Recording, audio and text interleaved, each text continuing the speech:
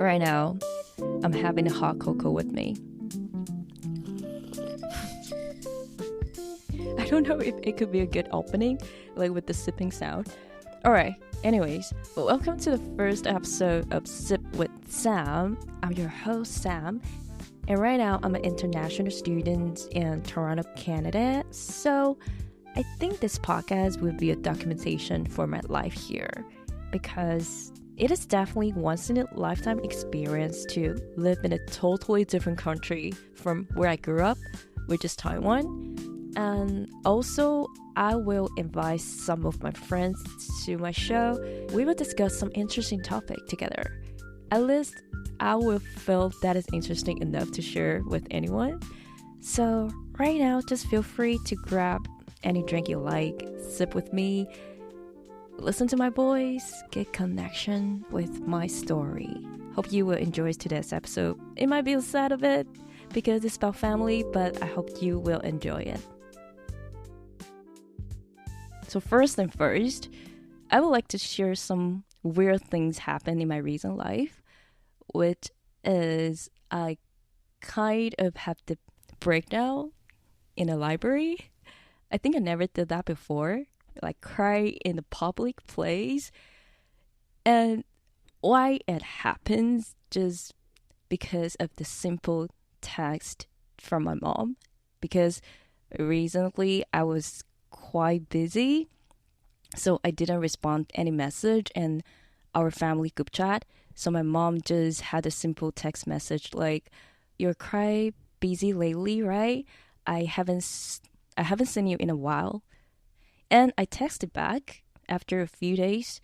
I text, "Oh yeah, I'm a bit exhausted." Yeah. And after I text this back, I start to cry.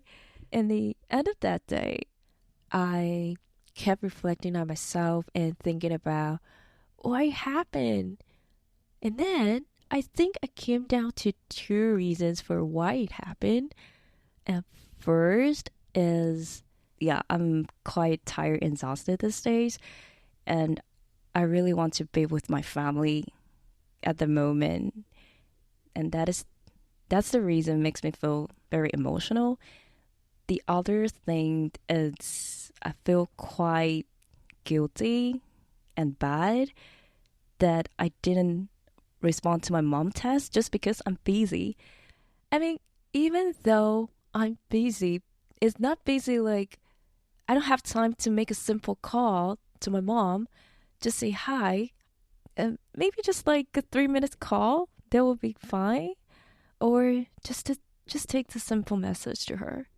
I definitely had the time, but I didn't do it. And this kind of feeling just makes me feel bad. So after have this kind of emotion, it got me thinking of another things. It's what's the change after I lived far away from my family? And I came down a very interesting conclusion is once I moved far away from them, I started to feel closer to them.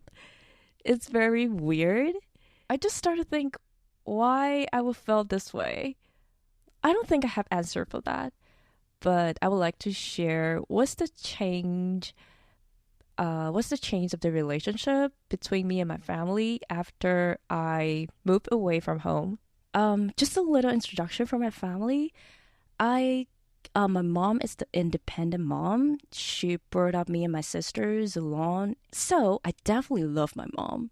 I would not be what I am today if I don't have my family support. So I definitely love them. But I always felt difficulties to express my love to my family. And this kind of emotional struggles has annoyed me for a very long time. Especially looking back to my whole life experience, I definitely have more time not being with my family. For example, I lived away from my family when I was in high school. And then when I get into the uni, I studied in a different city, and I also worked in a different city. And now I'm in Toronto. So I think after like 16 years old, I never lived with my family, but I still hard to express my love to them even though I love them. So thinking about this, I also recall when was the last time I say I love you to my mom. It's actually high school. And the reason I say I love you to my mom is just because it is the Mother's Day and we had the activity to call our mom and say I love you to them.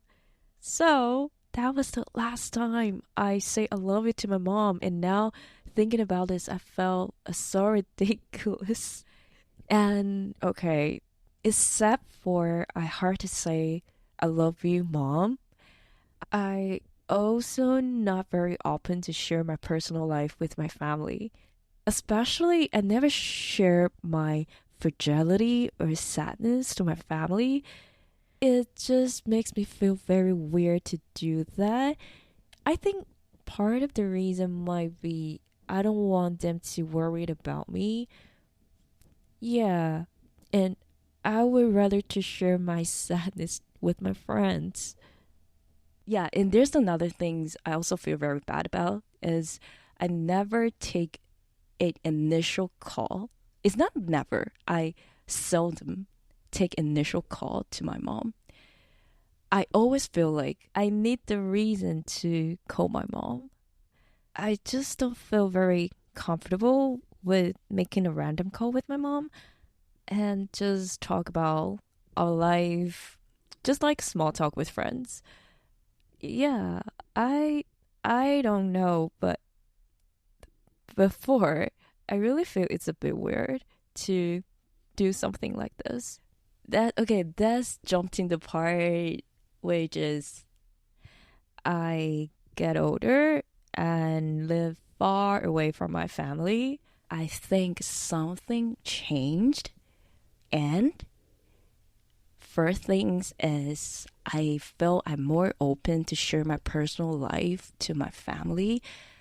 I would like to let them know where did I go that day, what did I eat. I more want to share my happy life with my family.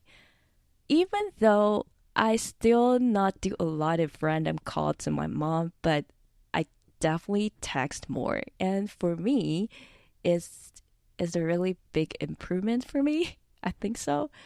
And okay, to be honest, sometimes I will make myself an excuse to call my mom. I think that is because I feel like I need a reason to strike up a conversation with my mom, and then we can get into the small talk part. I mean, maybe for some people, that is not a problem, but for me, I would say is the problem. I think one thing is about my personality is I'm not that expressive person. Another thing might because of our culture. I don't think we say 我爱你, and which is Chinese I love you to our family a lot. I believe most of us will feel awkward to say I love you to our family. And there's another example can explain what I felt I'm closer to my family when I live away from them. So when I haven't been home for a while and then I go back, for the first few days, I can really have a high tolerance with my mom. Like, I really in the mood that I want to be the perfect daughter for my mom. I want to give whatever she wants and be so nice to her. But maybe after a week or after a few days, especially if she brought up the conversation about how's your school, how's your life, how's your work, I will feel a bit annoyed. I think there might be a reason is even for myself, I have no clue for my future. and and when I get back home, I just want to relax and I don't want to talk about this. I know she wants to get involved in my personal life and she want to know if I'm happy with my life, but I don't want to talk talk about it. So it gives me a conclusion. Like after a few days, I felt I already fully charged for my body, for my mental health. Then it's time to go back to face the reality. And also, it's time to go stay away with the family. And I quite like this kind of distance. I don't know why, when I physically more away from my family, I feel more mentally connect with them. It is so weird. I hope it's not a problem. And I think I want to encourage myself and or everyone who had this kind of issue to say love is just say it. I mean, the first time maybe it's always difficult and feel uncomfortable, but after the first time, I think things would get better and the uncomfortable feelings will drift away. And also, I felt I'm growing up, but my mom is getting older. And thinking about this always makes me feel emotional. And I always need to remind myself this kind of things is you never know what happens in the future. And yeah, I didn't want myself feel regret about I didn't express my love to my loved ones. Yeah. So I hope it's not a sad episode. And I think that is my takeaway from this whole reflection. And feel free to share your thoughts with me. I would like to hear if anyone also have this kind of mental struggles or you don't feel it would be the problem. Yeah, that is for our today's episode. Thank you for staying here with me, listening to my story. I'll see you in the next episode. Bye bye.